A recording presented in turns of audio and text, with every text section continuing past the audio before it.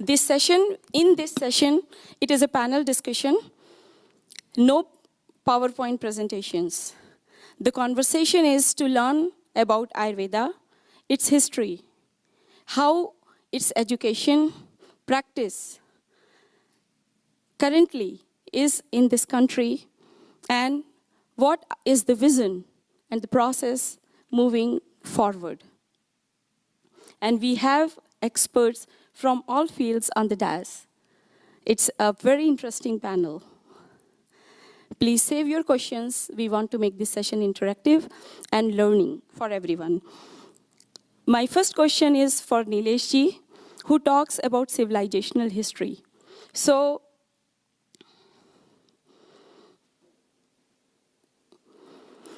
you tell us about the chronology of Ayurveda, not in this country, but on the earth. Specifically, I will talk about the one aspect of the chronology of Ayurveda, namely sage Sushruta. Everyone has heard about him. If you go to Wikipedia today, and in general, any source of information on Sushruta, it doesn't have to be Wikipedia, you are going to find Sushruta was around 600 BCE. Now, where does this come from? It comes from the work of Hernley. This is about 150 years ago. And so, without going into what he did what he could for that time. Again, understand, there is this whole background of the Aryan invasion, but more so that the Vedas were composed 1500 BCE, Mahabharata, Ramayana 400 BC, 400 C. So that's the framework he's operating. And in that context, he came up with 600 BC. We don't need to spend time how he came up with that.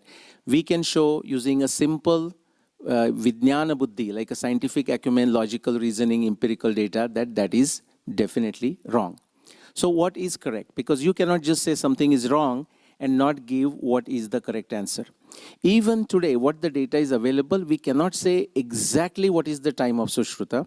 But what I have shown after some 15 plus years of data, 15 plus years of research, is that Sushruta is definitely more than 8,000 years ago. We do not know the exact timing of it. Just because we are using 600 BCE, so it's something easy for you to remember. I say more than, so he's before 6,000 plus BCE. Before 6,000. So think of it. Right now what you hear, just add one more zero and add the plus sign. More than 6,000 BC. Just I will briefly mention how I came up to that. My some 35 years of work on the dating of Mahabharata. Multiple different disciplines of science, the data that exists, the descriptions exist in Mahabharata, we test it against the modern science data of last 150, 200, 300 years. And everything, beginning with astronomy, it will point to 5561 BCE as the year of Mahabharata war, and no other. Meaning it's not about Nilesh interpretation, it's not Nilesh interpretation. Anyone can begin and the person will reach or ought to reach 5561 BC. What that has to do with the Sushruta?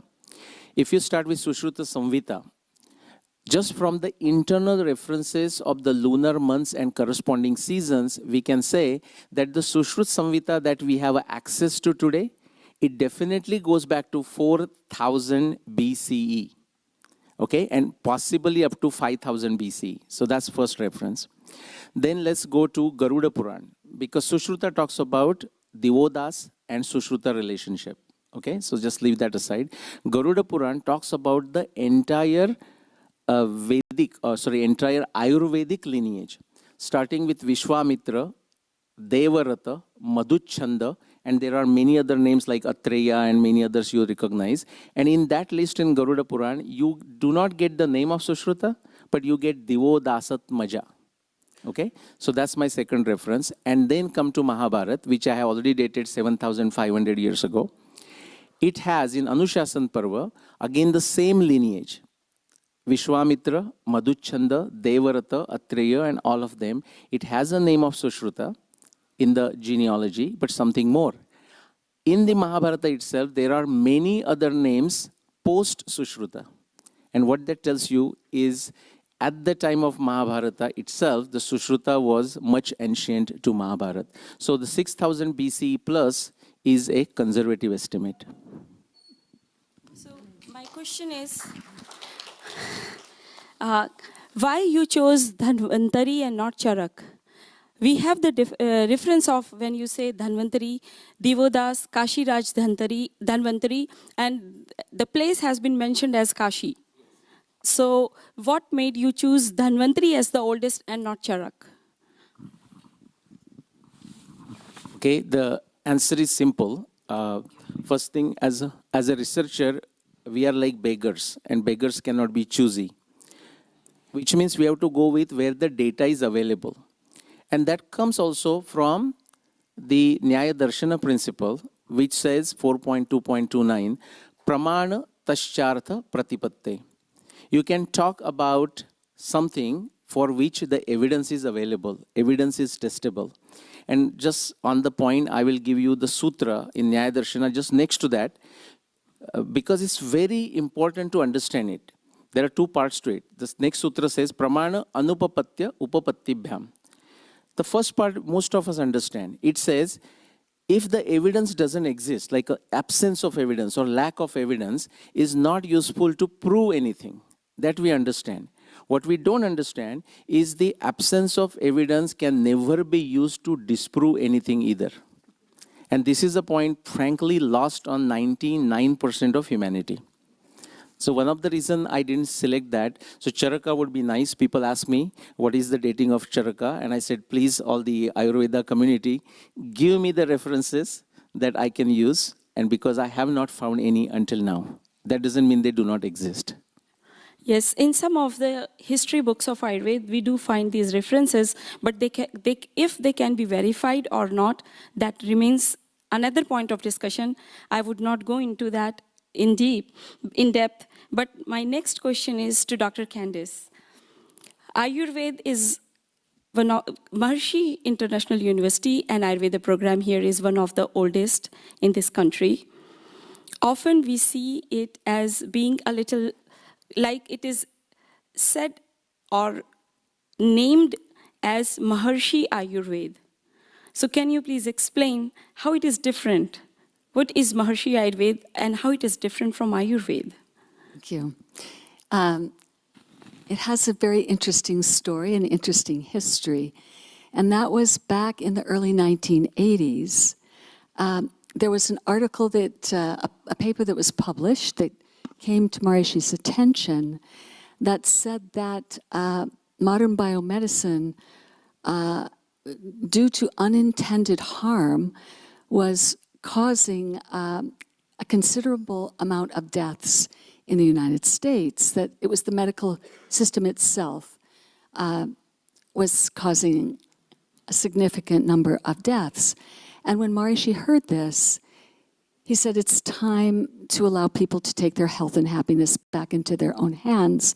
And he began to reflect on the fact that the British rule for over 100 years had fragmented Ayurveda, had created a situation where the Ayurvedic colleges and universities had been closed and allopathic institutions were replacing them. And one of the most serious aspects of the damage that was done was the fact that generations then grew up thinking that Ayurveda was backwards, that allopathic medicine was more sophisticated, more scientific. And so Maharishi really wanted to see a very systematic revival of Ayurveda. This was in the early 1980s. And so he pulled together a council in India that involved Dr. Triguna, Dr. Dr. Balraj Maharishi, and Vaidya, Dr. Devedi. And these three, they were elderly at the time, but they had they were an amazing resource. But the problem was, it's almost as if they had special abilities in terms of being able to, Dr. Triguna was known as the human CAT scan through his pulse diagnosis, And Balraj Maharshi had the ability to literally pick up a plant and know what it cured. Dr. Dwivedi had the whole knowledge of basmas, and so taking things like mercury and breaking it down to become very powerful medicine. So these were the lead Vaidya's. They were very well respected throughout India and around the world. And on that basis, Maharishi sent people into the remote villages in India because these very remote villages, they had not been affected so much by the British rule. And therefore, knowledge that had been passed down generation after generation in a given family, all of that knowledge was intact. In some cases, it was very specific kind of knowledge, a certain area of Ayurveda they had maintained. In some cases, it was a broader understanding. And then those Vaidya's were brought into this council, and then also top Sanskrit scholars, because as you have let us know, Nilesh, this goes back, the language itself goes back so far. And all of these texts were written down, which is very unique that a tradition can go back so far in a written language that is alive today as an academic language, but there are people who are experts and experts in specific texts. So then they could go back through the texts and they could find the misinterpretation where everyone would agree, okay, now we understand why it is that they do panchakarma this way in the north, but this way differently in the south, and they would agree on where that misinterpretation had come in, misunderstanding. So it was a process that took many years, but the point was to standardize Ayurveda, because only then can it be replicated. You can guarantee that that curriculum is created, that's standardized, where everyone can learn according to a basic agreement and standard. So standardization, authenticity, these values. So it was the council itself that said to Maharishi, we would like to call this Maharishi Ayurveda, not as a new system of medicine, just a restoration of ancient, authentic knowledge. And so that's how the name came from that process. You have next. Thank you, Dr. Candice, for clarifying for that, and that was a very complete and beautiful answer. My next question is to Dr. Mahadevanji. Another place where Ayurveda has taken its roots is in California, and it is California College of Ayurveda. Recently, its merger has happened with Hindu University of America. Can you please throw light on the history of California College of Ayurveda and how this merger is impacting? Thank you. Namaste all. So about 4 years back is when I met Kalyan Vishwanathan ji, who's the president of Hindu University of America. And I pitched to him that, hey, we should have a Ayurveda pillar within HUA. So HUA was having programs and courses in Hindu studies, in Sanskrit, and I felt Ayurveda should be a pillar. So we started offering some courses, but then I wanted to really take a big leap, which is why we merged with the California College of Ayurveda that was founded by Dr. Mark Halpern almost 30 years back. In fact, we just celebrated last year the 30 years of California College of Ayurveda, and Dr. Mark has been instrumental with NAMA, the National Ayurvedic Medical Association, with CAM, the California Ayurvedic Association of California Ayurvedic Association. So he has also traveled to India quite a bit, and he has learned, and he has brought a lot of Vaidyas. And if you see over the last 30 years, CCA has graduated more than 2,500 Ayurveda graduates in this country, one of the largest numbers. And the first thing I think I'm trying to do is come to terms with that. And we started creating an alumni association, trying to reconnect with many of our graduates to see what they are doing. Okay. But then a year ago, our HUA team had a meeting with Prime Minister Modi. And based on the meeting, our #1 mandate at HUA CCA is actually research in Ayurveda. We want to invest and focus on research, trying to document outcomes and show scientific evidence for many of these Ayurvedic treatments and protocols having positive outcomes. So that leads to, for me to ask it.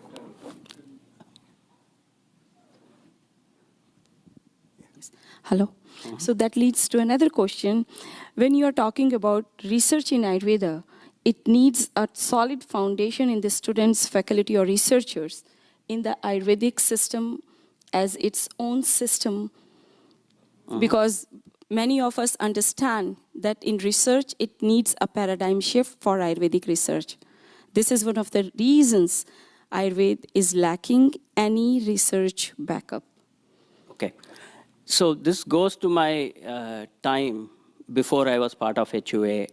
I was in India, part of this transdisciplinary university, and we had a large 100-bed integrative Ayurveda hospital, right? And at that time, Dr. Bhushan Patwal then and Darshan Shankarji, all of them were part of this. And we've had a lot of discussions on how to do research in Ayurveda. We have had conferences, and generally what is accepted is some kind of a systems biology and a black box paradigm, right? What is this black box paradigm, right? So if any patient comes to us, you first document the criteria based on modern Western scales, how they come into it. Like if they are diabetic, what are the scales for diabetes? Or if they have some neurological problem, what are the neuro scales? If they have a gastric situation. So things like that, you document their entry criteria, and then you have an individualized approach based on Ayurveda for each of these patients. And then over a period of time, document their improvements, again, based on parameters and protocols. So that way, the integrity of Ayurveda-based intervention is not disrupted in any way, right? So you input criteria is based on modern Western parameters. The output criteria or the progress is documented based on Western criteria. And then for a group or a cohort of people with same conditions, you document. Now, the first step in this is the documentation part. And that is where today we are actually working on some AI-based clinical system which documents every patient within CCA. Because over the last 30 years, like I said, we have 2,500 graduates, and each graduate should see at least 60 to 100 patients. And if we had documented everything by now, we would have had 150,000 patient data. But unfortunately, we have the data, but they're all in papers and notes. And that is the first step I'm working on, digitizing all of this. At least moving forward, every patient will be on an AI-based system so that we can do analysis and report this. But we are standardizing these protocols based on Western scales and not disrupting the integrity of authentic Ayurvedic treatments. So how I understand is it is not actual research, but it is gathering your information and digitalizing it? And then analyzing and then publishing, yes. Okay. So that would be definitely some research publication. If I may add, the other thing that I've had a lot of requests, right? See, for example, there is this initiative called Charaka Samhita Online, right? By Dr. Gopal Bashist and a team in India, and he's closely associated with the Hindu University of America. So today, one of the other initiatives we are looking into is to building our own Ayurveda-based LLMs, right? See, today you go to ChatGPT, you go to Gemini, and anybody can ask any question. Say, I have this diabetes, give me a herb, give me some recommendation.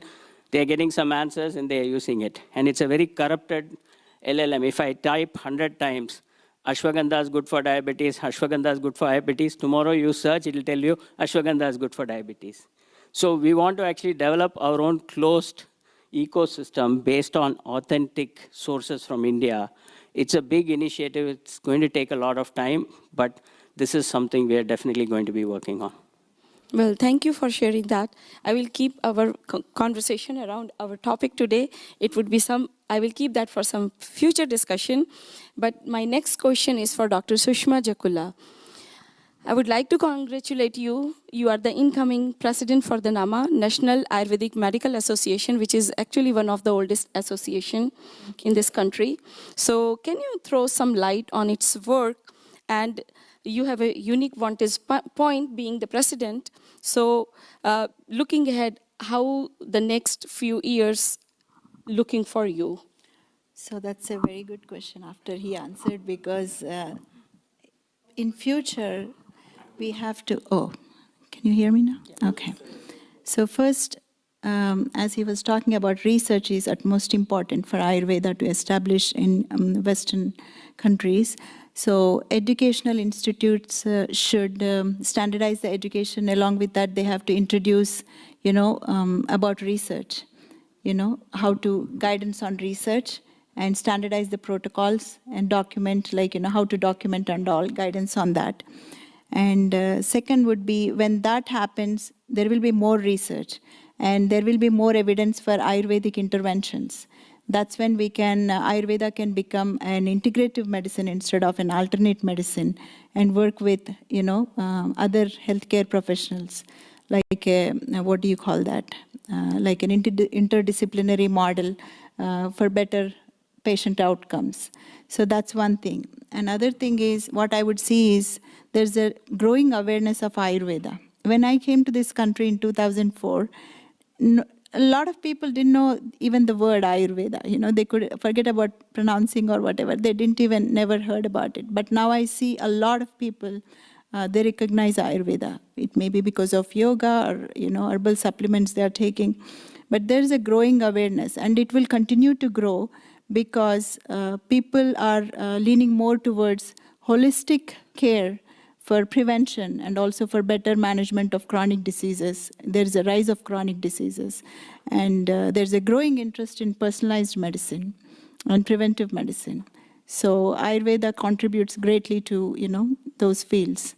So I see us, going in a progressive way, and I see it to be very positive shift in the last 20 years of my experience here. I've seen it to be like growing in the right path.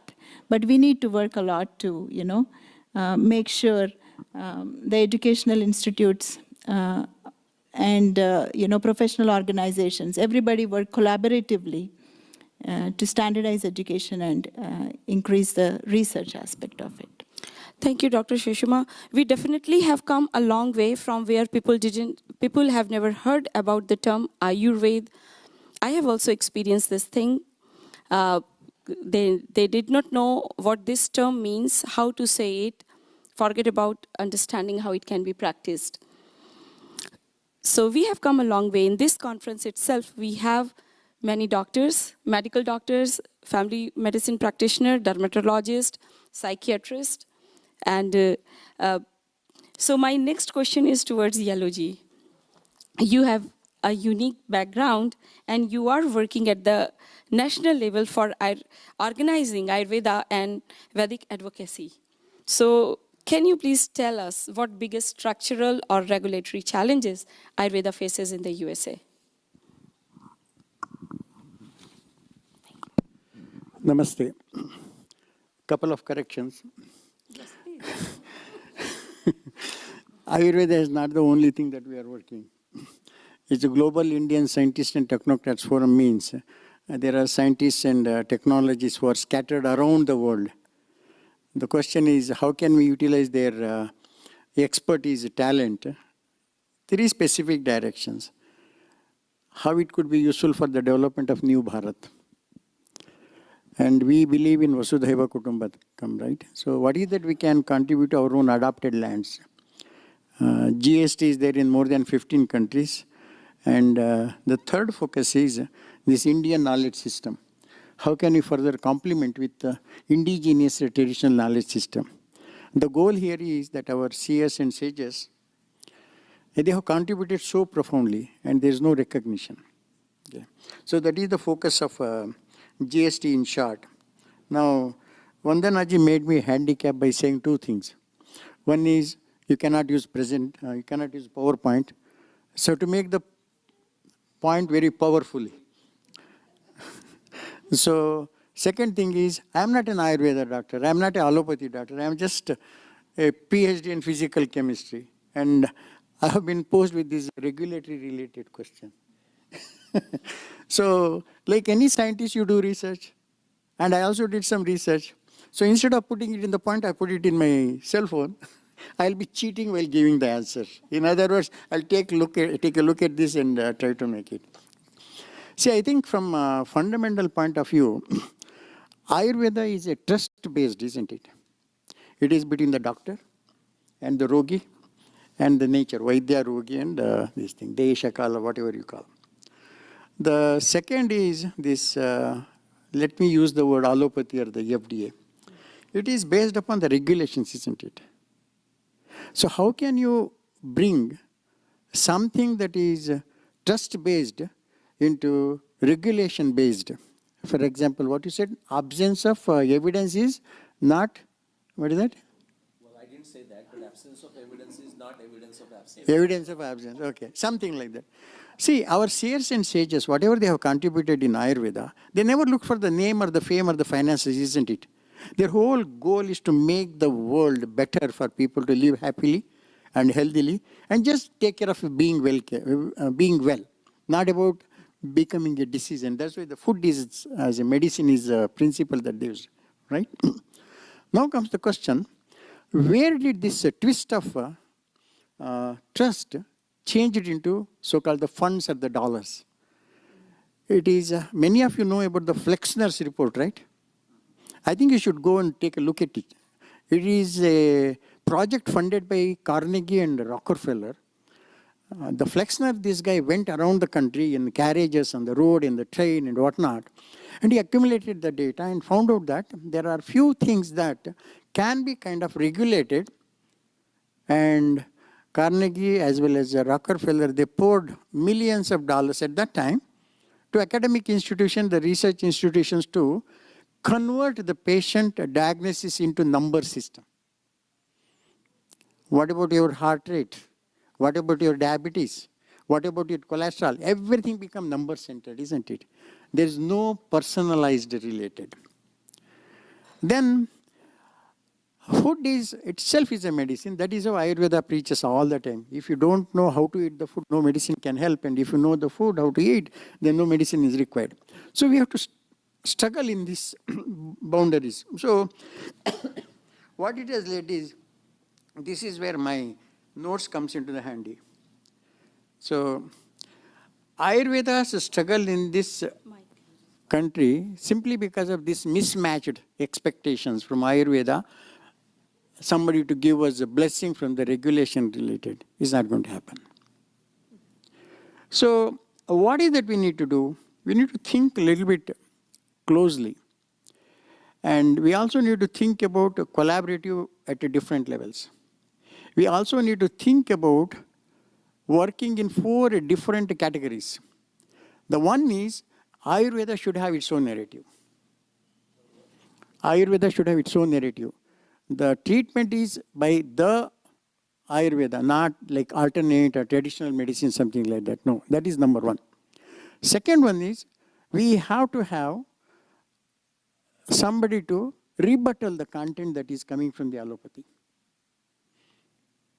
The third one is, we need to think about how we should support friends who are like Ayurveda. They may be from any fraternity, it doesn't matter. And last but not the least, we should make sure that anybody who labels Ayurveda in incorrect picture, incorrect lens, they need to be discredited again and again and again. If they publish something today, tomorrow there should be a question.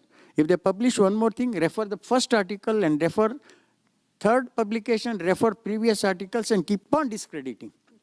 That is one of the ways that you have to fight the war. Now, there is something else also has to happen. When we talk about our own narratives, what is it? Can Ayurveda come on a single platform? Something like, we hear, what is it? Indian Medical Association is there in India, right? Doesn't matter which allopathy fragment, they come into one medical association. Can we think of even in America, AAA, American Association of Ayurveda, Ayurveda Association of... Can we align with Bharat Ayurveda? And if you do this, there is a very famous statement in America, right? What happens in Vegas remains in Vegas. Corollary is also true. What happens in America spreads like wildfire in the world.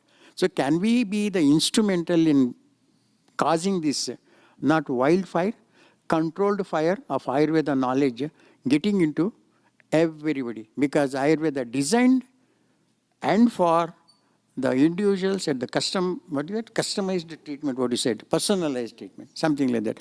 I think it is something that we need to do. And I think just a few minutes ago, Kalyanji gave a very wonderful example. It is a struggle.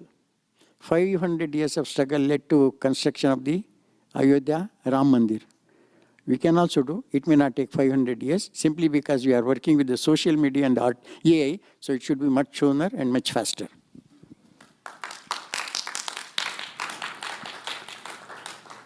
Thank you, Yeloji. And this is one of the reasons my panel is who are not the experts of the Ayurveda. In this country, for a very long time, Ayurvedic doctors who came from India, BMS doctors, most of them, they came tagged along with their husbands and with their family and trying to explore, to practice Ayurveda.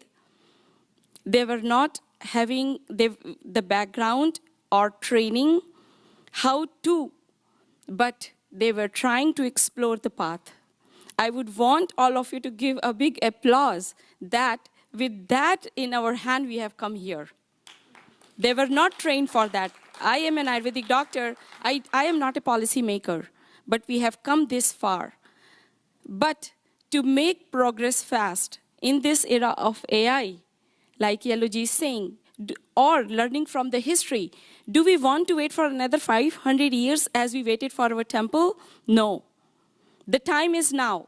How we can do that? And for that, we need policymakers.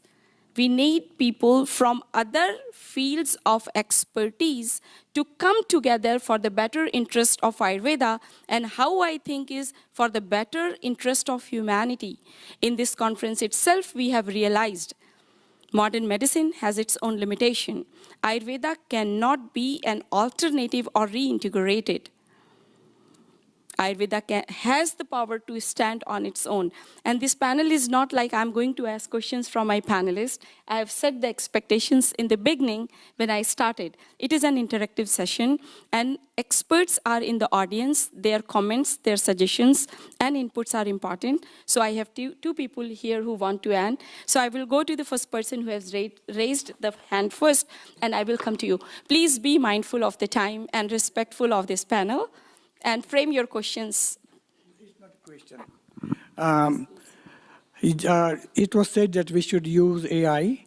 In December 2025, there was Global Ayurveda Summit in Delhi, and World Health Association has committed to include modern, connect ancient wisdom with modern science and technology, for the fulfillment of the dream for health for all. That is, you said, the Vasudhaiva Kutumbakam. And secondly, they said that there should be a global regulatory structure to see the education practice remain in most purer form. And thirdly, there should be strong quality control system for the Ayurvedic medicine to prevent contamination, and it should be grown on organic basis only. And I propose WAVES organization to write to UNESCO to declare Ayurveda as an intangible heritage of humanity, as the yoga was declared in 2016. Thank you. Thank you for the suggestion. We have made a note of it. Any of the panelists want to add anything? It is 12 years since the United Nations declared June 21st is International Day of Yoga, right? How many people are following yoga, tell me? And no, I'm not asking answer, you have to think about it.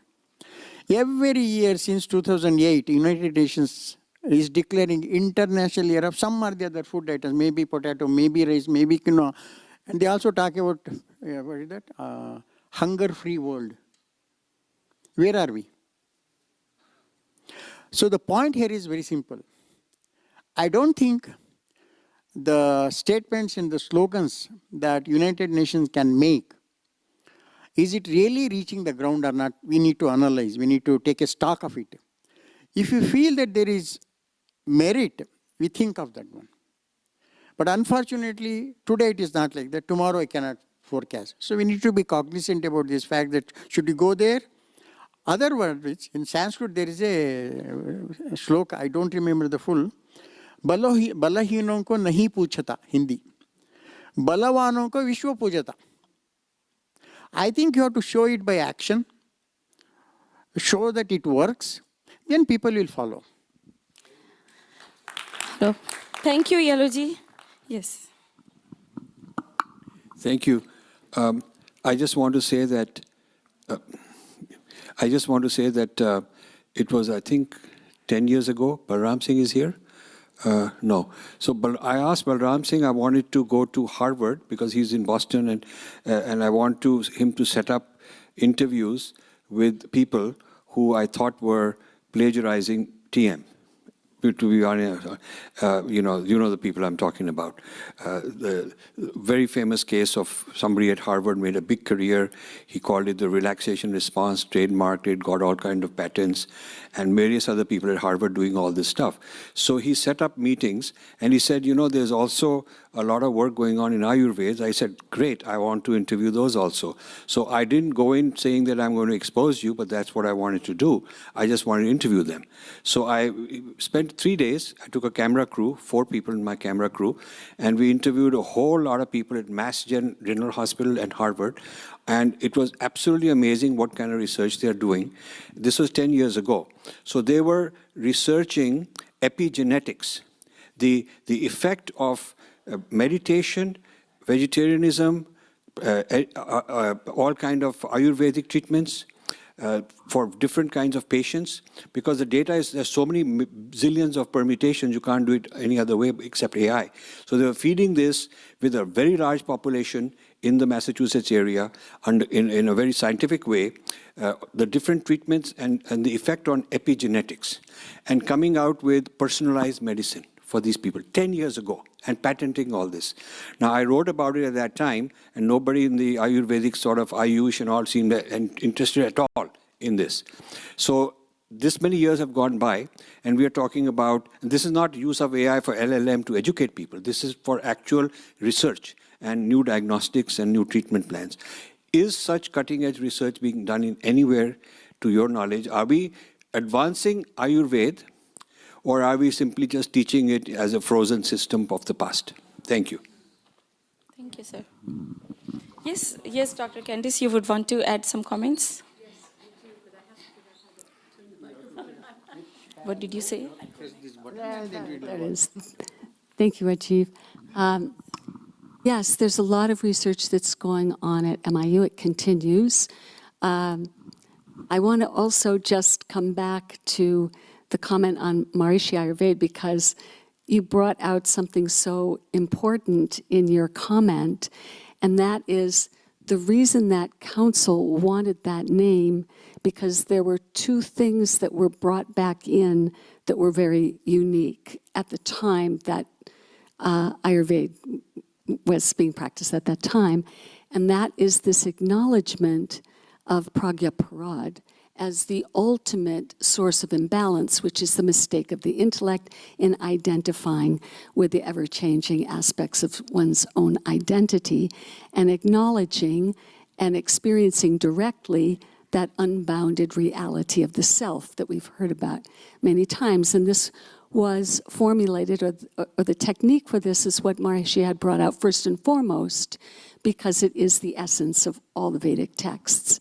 So it was that component and also this insight into the Vedic recitations as also restructuring the physiology. I won't go into any of that.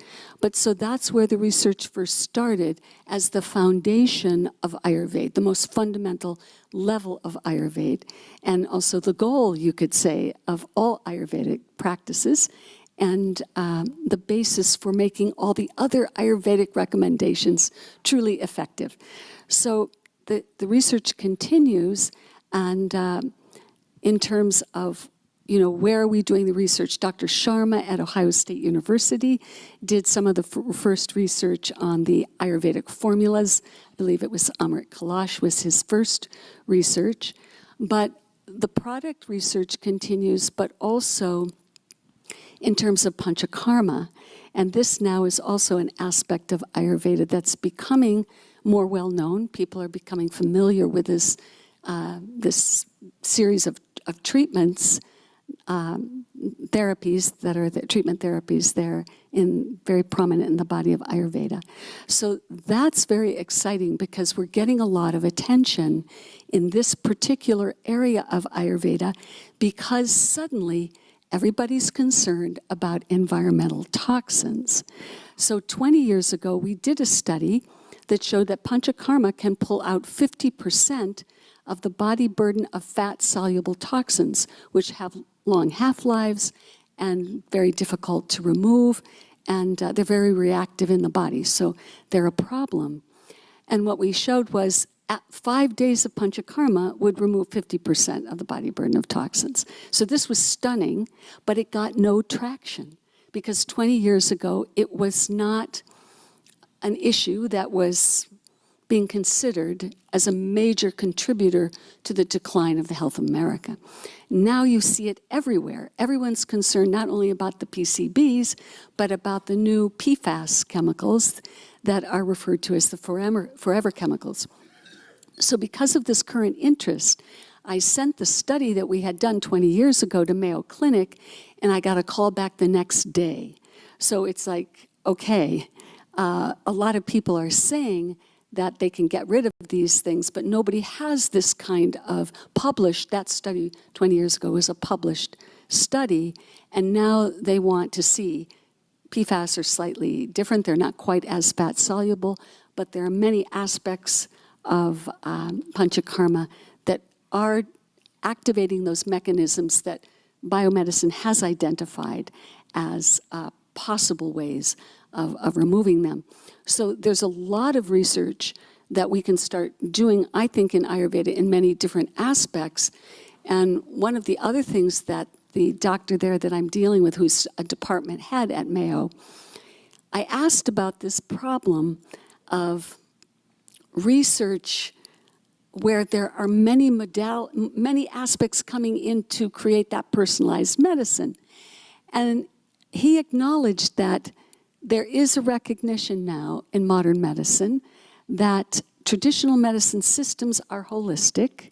You can't just say, okay, we're going to just try this herb in total isolation or this Panchakarma treatment in total isolation, that it is holistic in its effectiveness, and they are acknowledging that they have to shift their perspective on what kind of research modalities we use. So I think very importantly is the dialogue with these medical associations and medical institutions that are open to looking at how we can work together to do research that's valid. So maybe I'll add to that, but the simple answer to your question is no, research is not happening today at that level, okay? On epigenetics or any of the major areas, because, see, research takes resources and a lot of funding. And hardly any Ayurveda person has an appointment in a modern medicine university where they have access to all this. Thank you for being very honest. Yeah, number one. Number two, like she said, but over the last 20 years, what is happening is we are actually educating the market. And more people are directly using Ayurveda products and services and feeling better, right? As the market gets to a certain level is when, like this, the Mayo Clinic will call. Or there's a doctor at UCSF who did some research, or I know someone at Baylor who's doing. So there are modern medicine doctors who have appointments who was studying a little bit of Ayurveda and then trying to collaborate with one of the Vaidyas, starting to do some research. But that is very, very small compared to the ecosystem. Thirdly, even in India, over the last 10, 15 years, the funding is slowly increasing. So the research is coming out from India, but the problem is they can't get published in US journals. Because there is a bias, and also there are not enough reviewers here who can actually review at that level. So a lot of editors themselves just reject and say, no, I don't want to take this Ayurveda paper. However, that's okay, we don't have resources, but in the meantime, something really wrong is going on. Organizations like Vyasa are actually giving their data to people in UK to feed their AI system, which means that we are training the AI models of the West. We are data rich in certain ways, including Ayurvedic data, and the genetic diversity, or the DNA diversity in India is more than any other place. At the very least, we should not be giving our data to train models, and then we'll be importing foreign, made in USA, made in UK technology, which is the same old story in every field of technology. We give away our data, we sell cheap labor, we think that they are going to give us some money. The people from, I was in this place in Delhi about 6-7 years ago. I was conducting a seminar on this issue, and the gentlemen from these organizations were very proudly saying, our research is, we are collaborating with the UK. I said, what exactly are we doing with the UK? Oh, we're supplying them with all the data, and they're our partner, and they're taking advantage, using it, and they'll give us the results. I said, basically, you're selling out. And they didn't want to hear that. Thank you. And we have one more comment from our audience. Yes, please. Okay, please introduce. Good afternoon, everybody. Paul Glossop. There is one thing that I feel that would be very powerful in moving Ayurveda ahead, which would bring people rushing to Ayurveda, and that is the thing that is called Kaya Kalpa, which, if anybody doesn't know the meaning of that word, it's life extension, essentially. And if you could show in the next 20 years that there was some people living very healthy lives until the age of 110, 120, that is one thing that Western medicine will never do, and Ayurveda will definitely recover. Is anybody like to comment on that, please? So I will respond to that. Actually, Ayurveda has several things that if it is practiced today, people will come running for it. Kaya Kalp, in my knowledge, I have been practicing for 30 years. I completed my MD from Banaras Hindu University in 98. There is only one published paper that the founder of that university, Pandit Madan Mohan Malvi, has undergone Kaya Kalp. There is not a single reference of Kaya Kalp in published research in academia. So if you Google search it, whatever search engine you are using, this is the only published paper. It has happened more than 70, 80 years back. We do not have experts for that. I don't know. At various places that they say Kaya Kalp is being done, that's not classical authentic Kaya Kalp. But here question is how we can do these things under the legal limits of this country, not one isolated person practicing one isolated modality. No. So the question here is we are discussing for this country. India has its own regulatory body. There they have their accreditation, credentialing, curriculum, everything is in place. What he's saying is, see, this is the marketing side of things. If you actually have like 10 people go there and come back like 30 years younger, it will be all over social media. So everybody will be coming after Ayurveda. So this is also one of the things, when there is a demand, then it starts shaping on the top. That also is there. So, well, I would, please hold on. I have to take from Ayurveda experts first before I come to common public, because I want to utilize my time well. Forgive me for that. So yes, John, I would come to that. To you. Thank you. I might as well start off by putting my president on the spot. But really, it's a question for particularly for the Vaidyas here. Despite the fact that Ayurveda is getting more well-known, it's my assumption that it's not very well known at all. So we have a branding problem here. So my simple questions are, what are the two most common problems that you wish physicians would refer to a Ayurvedic practitioner to help them for something that they can't do so well? On the other hand, what would you like the public to know that they might want to go see an Ayurvedic practitioner rather than a physician? People just don't know. So very simple. Right. Thank you, John. So Does any of the panelists want to answer for he that? asked me. He asked me specifically. Please go ahead. Yes. I missed that part. Sorry. So two most things you would say, I would say metabolic syndrome, health conditions related to that, and also mental, illnesses. That Ayurveda can, because I'm saying out of my own experience as well, the people I see and all. So we have promising, Ayurvedic treatments for that, whereas modern medicine is mostly like managing. And then we beautifully have like principles of Ayurveda that can help prevent them in the first place. And then after, somebody is diagnosed with whatever the disease, we can beautifully manage it and then reverse some of the diseases like type 2 diabetes when they are in the, I'm not claiming that I'm reversing type 2 diabetes, but pre-diabetes stage and all. Like there are so many Ayurvedic interventions that can be incorporated safely and very effectively. And what was your other question? What is that? Yes, yes. Correct. Whole body, whole person health is what they say, mind-body medicine. So people are becoming very familiar with these terms. That's when they are coming to Ayurveda. The reason we have to make sure we make people here understand and accept is translate the language into a language that they understand. It's important to keep the authenticity of Ayurveda. At the same time, you have to make it more accessible, more approachable, and what do you call that? They should be able to trust us. So make them understand in the language they understand, and then for that you need to create evidence. It's not to get some approval from, from a research body or anything. It's for people actually, for them to be comfortable. So Shall I respond to this just a little bit? Yes, sure. Thank you. Vandanaji did not introduce me as an activity that is happening in America, Nutrition 360. It is a campaign. The theme is eat food as medicine, else medicine will become food. So there's a very clear distinction about well-being and the treatment, and we are not talking anything about the treatment. In the well-being component, there are 4 things. Overall well-being, immunity, how can you delay the onset of non-communicable diseases, and can you exploit, of course, make use of medicinal properties that is there in the food.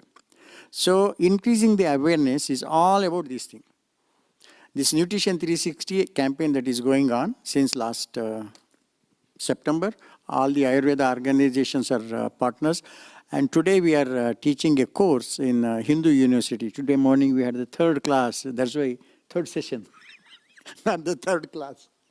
Anyways, so coming back to, John, this is what it is.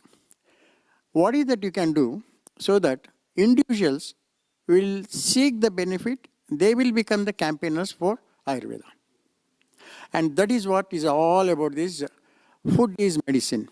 Whole Ayurveda basis is, earlier as I mentioned, trust. In the trust, the food plays a very, very important role. And the American system of saying is, we are what we eat, isn't it? But is it true? We are actually what we digest, isn't it? That comes from the Ayurveda. I think this element, and then in this helm of things, there are multiple components that is required to understand what is the food and how it is going to be helping us. So if I start talking, it is going to take a long hour, but I'm going to stop right here saying that increasing habits of individuals about food and how they see it, how they perceive it, and when they experience, they will become the ambassadors. Thank you. So we have to honor the time, past, present, and future. We understood And it is very clear Ayurveda has dynamic potentials to treat, to cure, and the other aspect that modern medicine is not doing is keeping ourselves healthy, making ourselves partner of our own health, and just staying well, maintaining this good health. Now the question is how we can do that. Can we practice legally in this country, BMS doctors? What is the road ahead?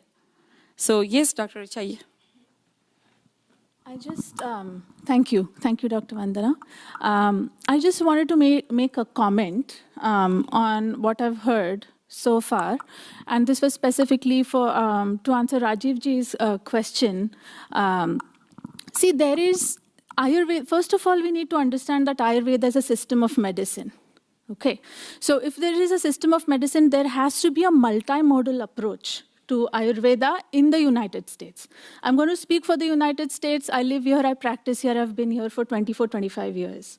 So there is a lot of research coming out of India, yes, but what can we do to improve research in this country? There is 0.5% of Ayurvedic practitioners, doctors, whatever you want to call them, in this country. What can we do?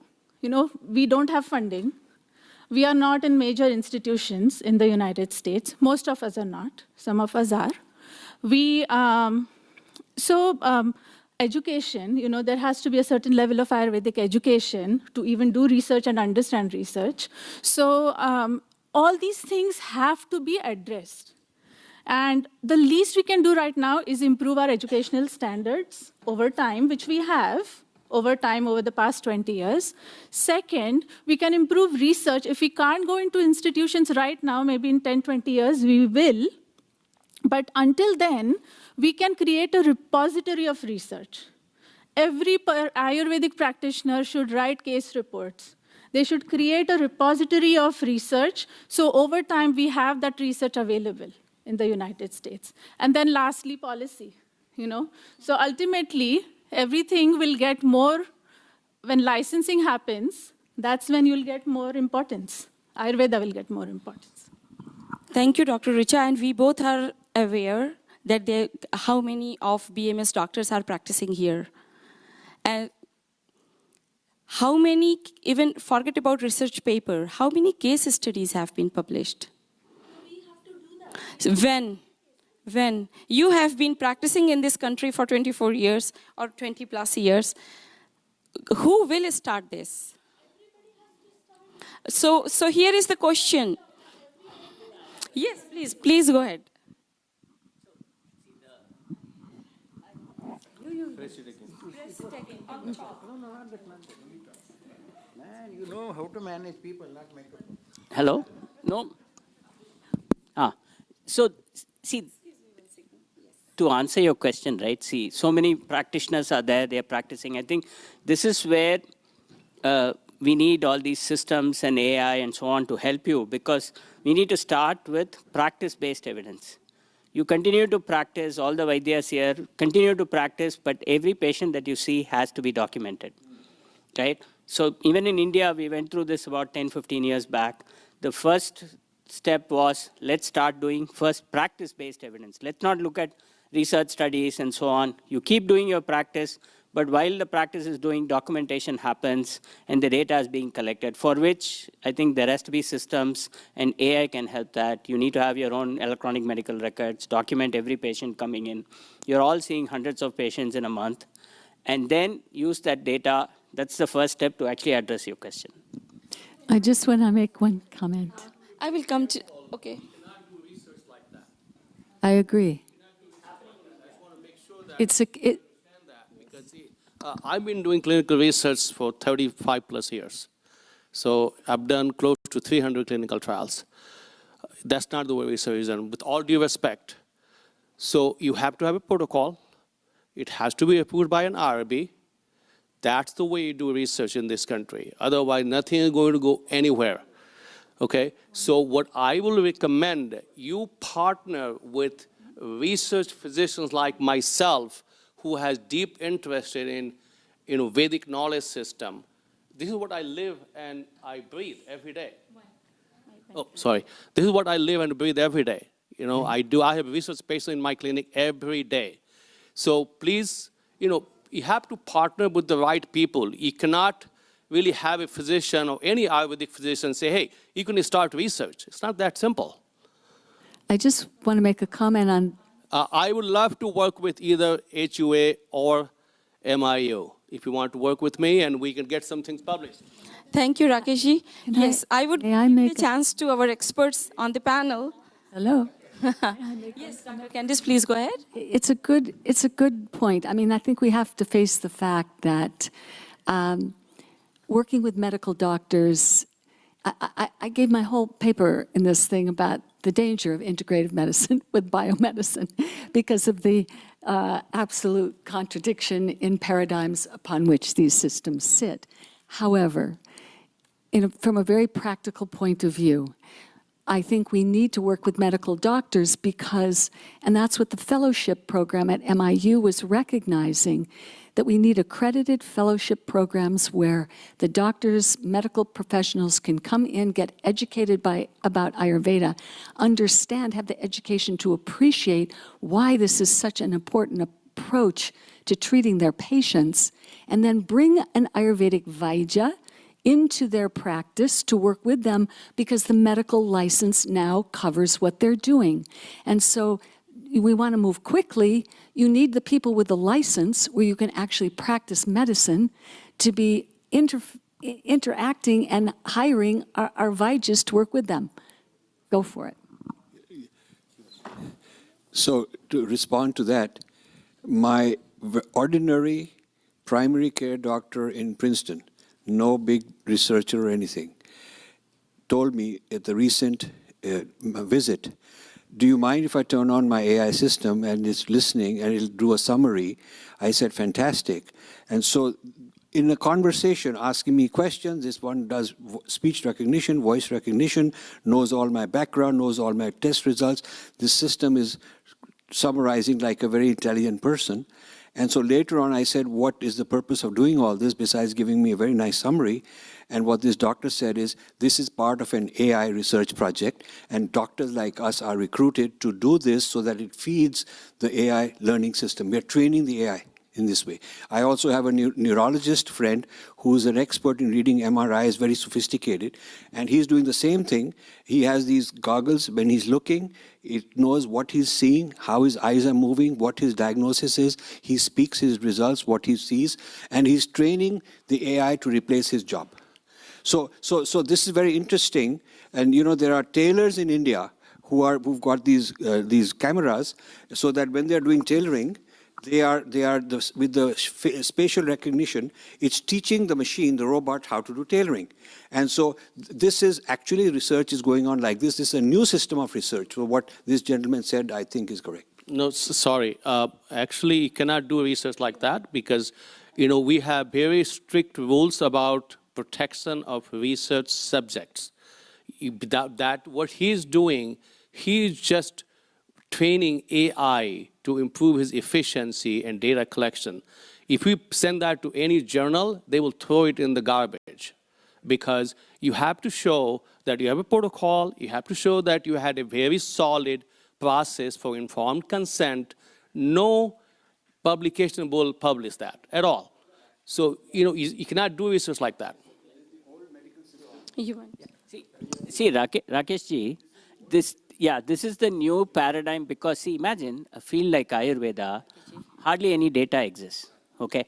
Now, if I can imagine I have 100 students seeing 50 patients each, I get 5,000 patient data. At least I can say, hey, look, we analyze data from 5,000 patients, and 80% of them are suffering from either metabolic or mental health disorders. And 80% of the herbs used are this, this, and this.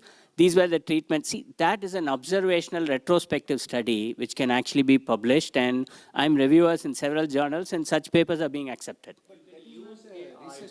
No, it is still it. No, it is this. See, but where there is there's nothing.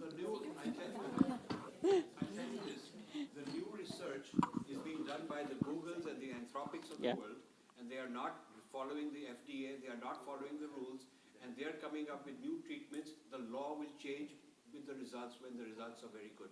the people who are doing brain implants to teach train medical mental disease. My daughter is working one of them.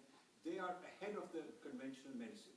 They are beating the conventional medical research, and their results are going to be so good that the laws will change because these people will cure diseases which the conventional people could not.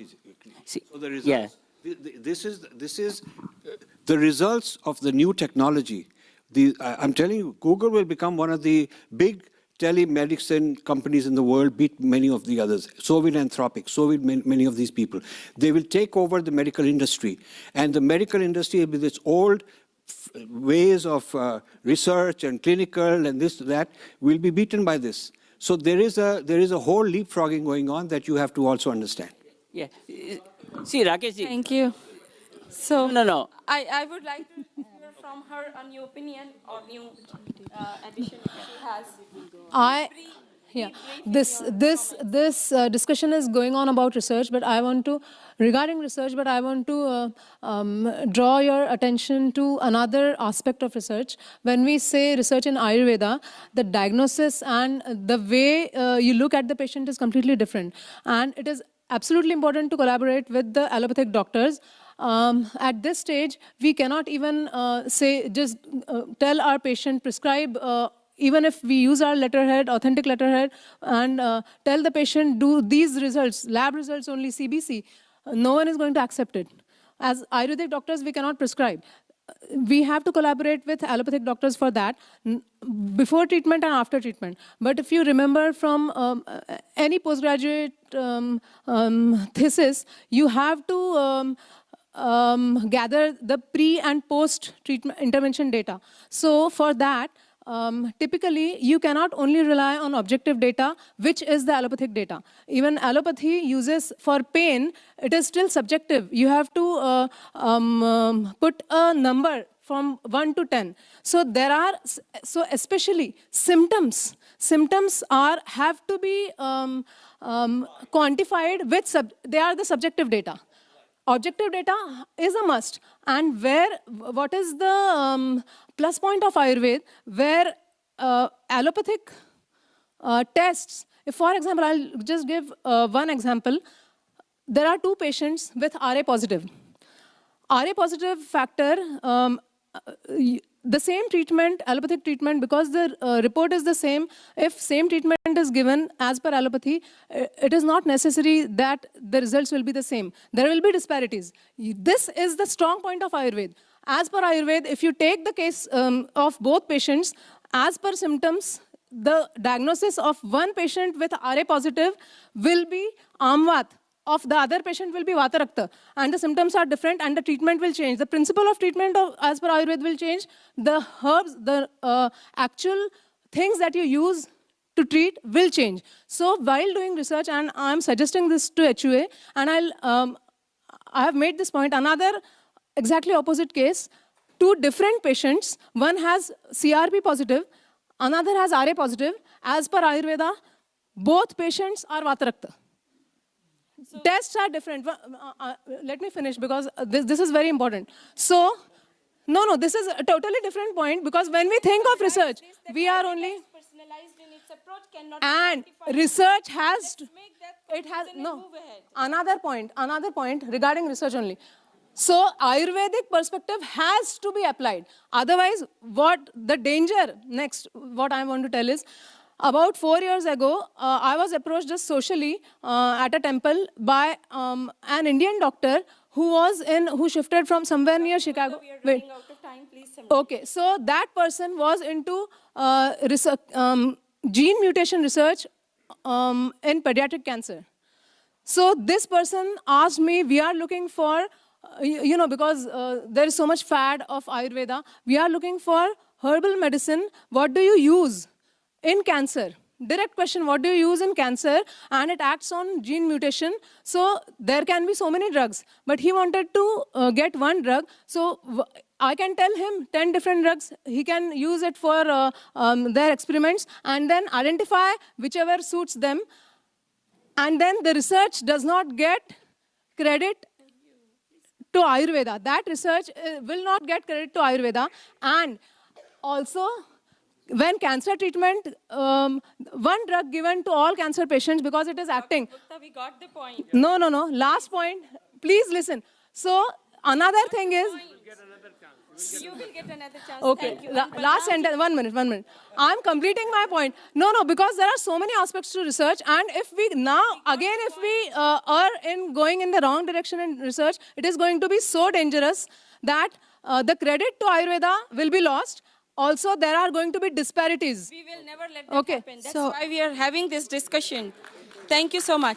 Actually, why I called you, sir, if someone asks for a single herb, Balramji sir has shared his research in one of the conferences that I attended. He has extracted some chemicals from tulsi that has the power to check the conversion of normal cells to cancer cells.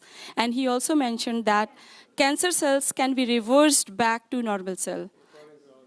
Did I get that right?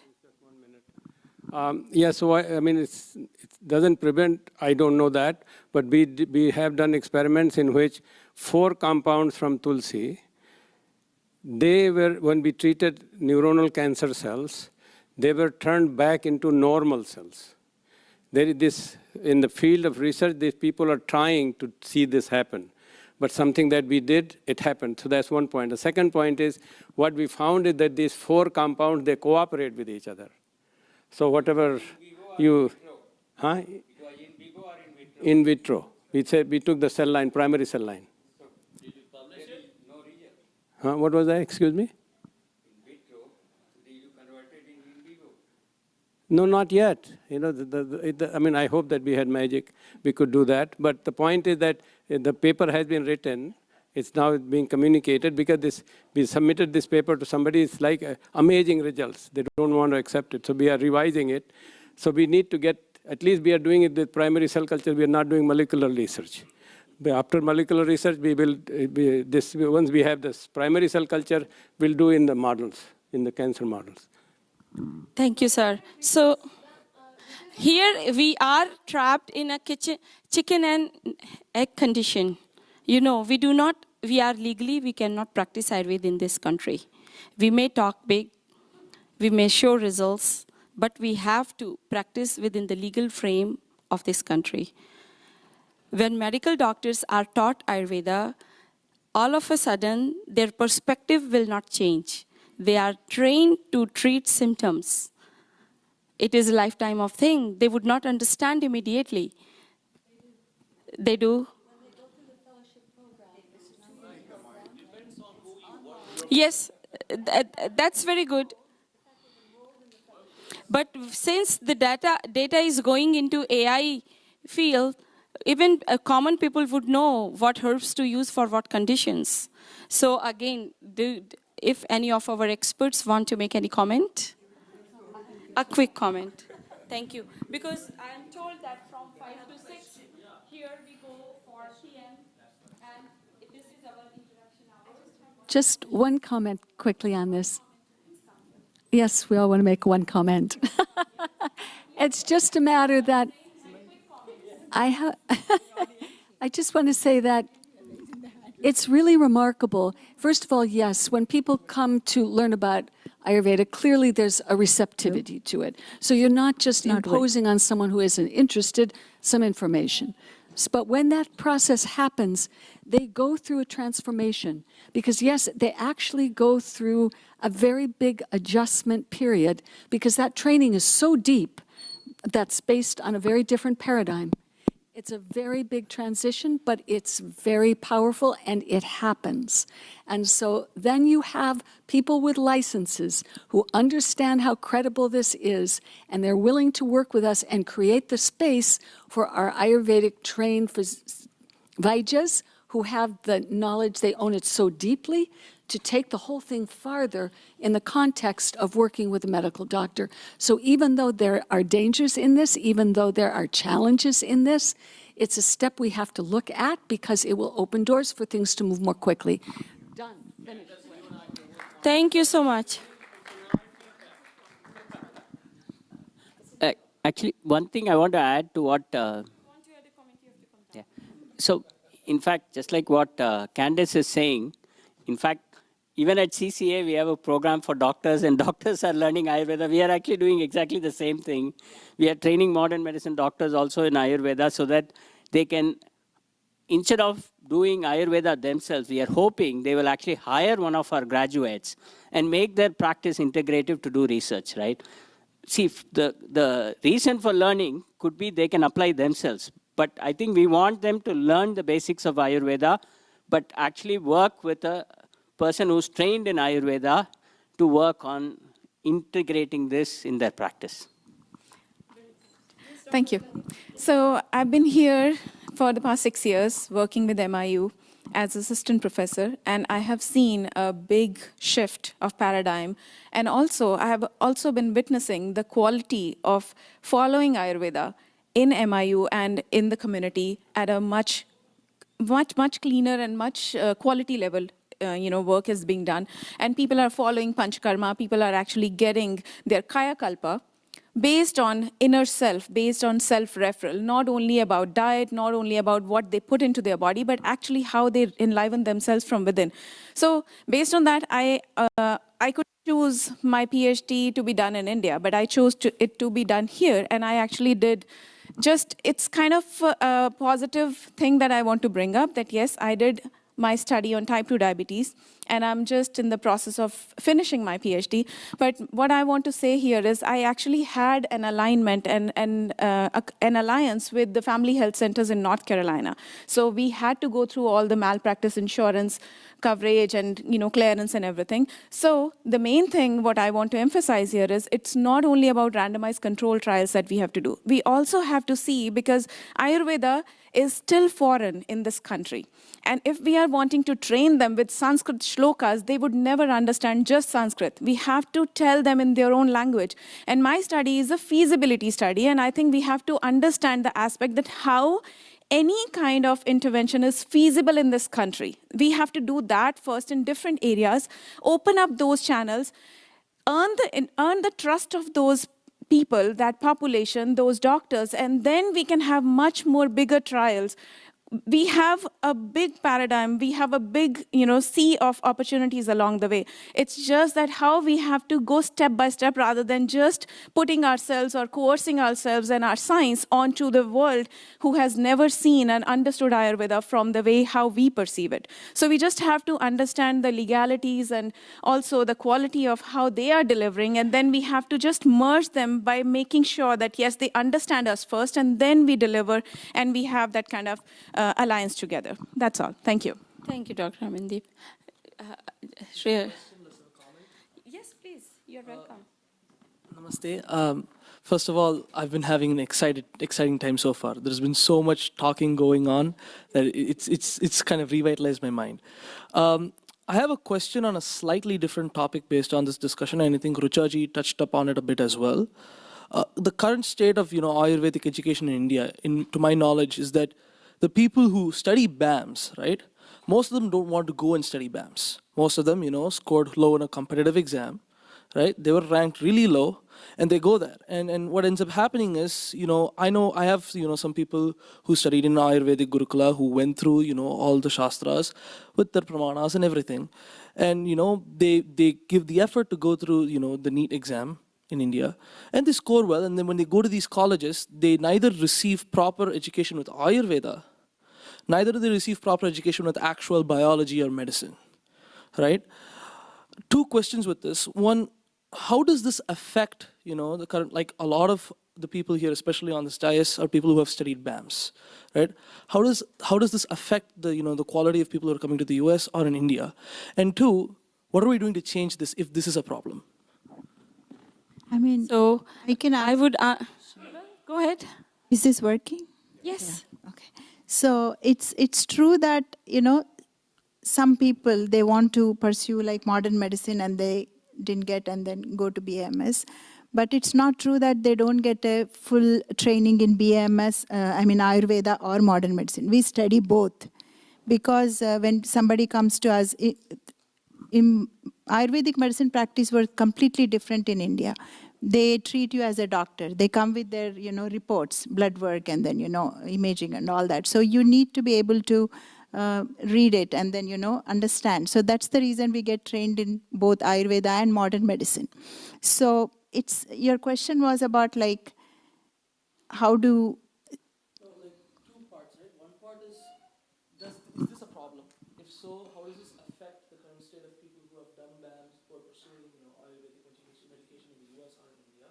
Or two, if this is a problem, how would we fix it? So this is not a problem first, I feel, because this is a blessing that you get to, learn both the systems.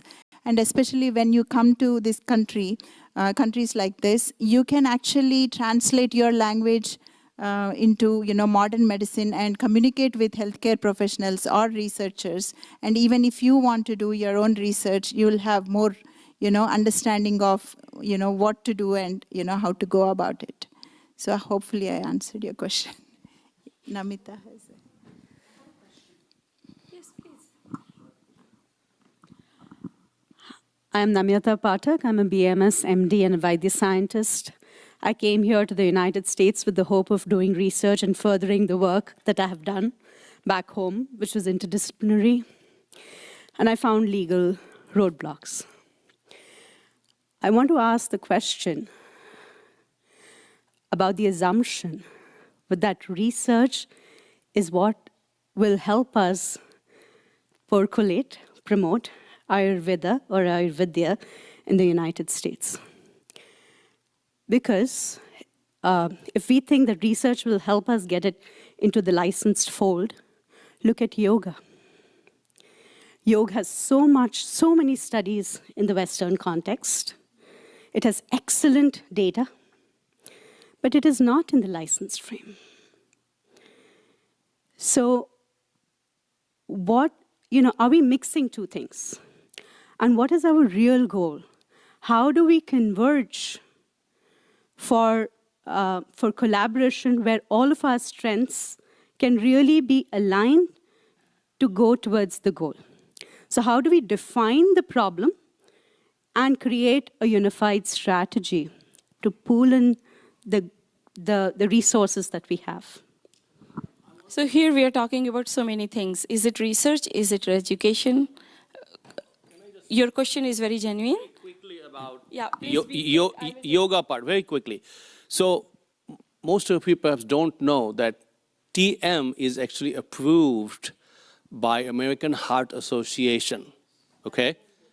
Just think about that for a second. American Heart Association has approved, you go on their website, you will see it. TM is approved for prevention and treatment of cardiovascular disease. So it's not true that if you do good science, you're not going to get ahead. Yeah, whenever we have to break into a new area, it takes extra effort. That's what it will take. It can be done. Thank you. Any of the panelists want to address? And this is the last question, and we will wrap up the session. Thank you. Yeah. So the question on licensing, right? See, and before that, when I actually talked about research, somebody said, this is data collection and analysis. So even if you want to get licensed today, we go to state of California and say, look, I have 1,000 Ayurvedic practitioners, and we have actually seen 1 million patients in the state of California, and I want you to regulate this practice because a lot of patients are coming for it. You need the data, right? They will ask, okay, show me data. Show me that how many practitioners you have, and who are these practitioners? What level of education do they have? What kind of patients did you see? What kind of outcomes are there? So they're going to ask that question. So I think the data and the research definitely needs to happen.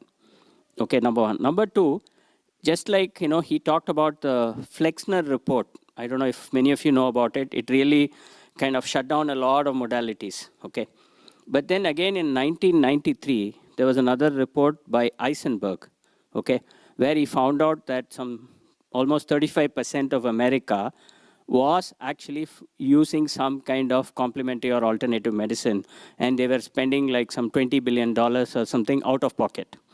That was the start of this whole complementary and alternative medicine movement, which has come this far because modern medicine was looking at all these modalities as complementary and alternative medicine, and over the last 30 years, it has now become integrative medicine. Right now, Ayurveda is on the outside like the CAM was 30 years back. And I believe in the next 5 years, 10 years, 15 years, we will come inside the ring. And for us to come inside the ring, we need to start collecting data, and marketing is a big deal. Somebody said, I completely agree. I think you need to increase the awareness, get more patients coming to Ayurvedic practitioners, document the data, and take this forward.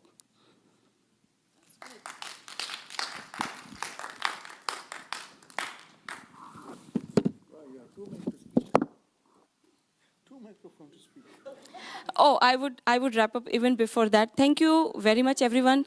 This remains an open-ended session.